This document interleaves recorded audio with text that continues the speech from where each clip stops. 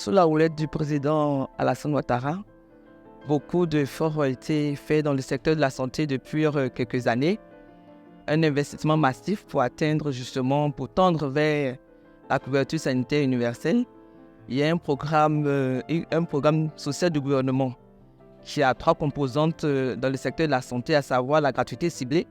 Cette gratuité prend en compte les personnes vulnérables dans la gratuité de certains actes de santé, en particulier les femmes enceintes et les enfants de moins de 5 ans. La vaccination, la sécurisation de la vaccination des enfants à travers le PEV, le programme élargi de vaccination, et la couverture maladie universelle qui a été votée en 2014, qui est une assurance maladie qui est obligatoire et qui est à 1 000 francs CFA par mois, par personne, pour les personnes qui sont éligibles, puisqu'il y a des personnes vulnérables qui sont prises en compte gratuitement à travers d'autres mécanismes. Et pour soutenir la réalisation de cette CMU, beaucoup d'efforts ont été faits dans le domaine de l'investissement en matière d'infrastructures, de premier contact, à tous les niveaux de la pyramide sanitaire et à travers un vaste programme hospitalier de plus de 1200 milliards de francs CFA sur toute l'étendue du territoire pour permettre une équité de l'offre de soins pour toute la population ivoirienne.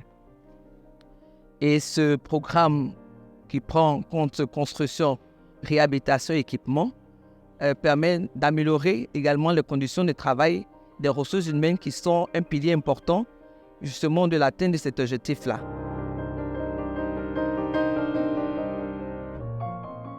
Pour renforcer en quantité et en qualité les ressources humaines en santé, également, il y a beaucoup de réformes qui ont été faites, notamment la réforme hospitalière. Il y a les conditions salariales de ce personnel qui a été améliorée depuis 2014 et la formation de ce personnel pour pouvoir justement soutenir tous ces investissements à travers une augmentation des capacités de formation à l'école de base qui est l'Institut national de formation sanitaire, qui est un outil du ministère de la Santé.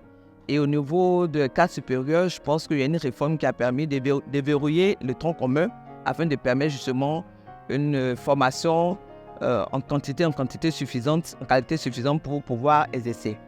D'autres réformes également ont été prises en compte qui seront mises en œuvre très prochainement. C'est le stage pré-emploi, c'est-à-dire les étudiants en fin de formation, tant au niveau de l'école de base pour les infirmiers et sages-femmes que pour les cadres supérieurs de la santé, peuvent être recrutés par contrat pour 6 mois avant leur recrutement officiel, et cela permet également de consolider les acquis en matière de formation. Et tout cela, avec la gouvernance qui a été améliorée, la traçabilité des actes, sont des dispositifs que le gouvernement met en place pour justement aller vers ce santé. Et l'État de Côte d'Ivoire, à travers cette réforme de créer des zones d'excellence en santé qu'on appelle les PREST, les pôles régionaux d'excellence en santé, qui permettent d'éviter les longues évacuations sur plus de 150 km pour qu'à l'intérieur de ces zones sanitaires-là, les 3 niveaux de référence soient possibles. Et cela, l'équité que le gouvernement recherche afin que tout Ivoirien où qu'il se trouve puisse bénéficier de l'offre de santé qui lui est proposée ou bien qui répond à ses aspirations.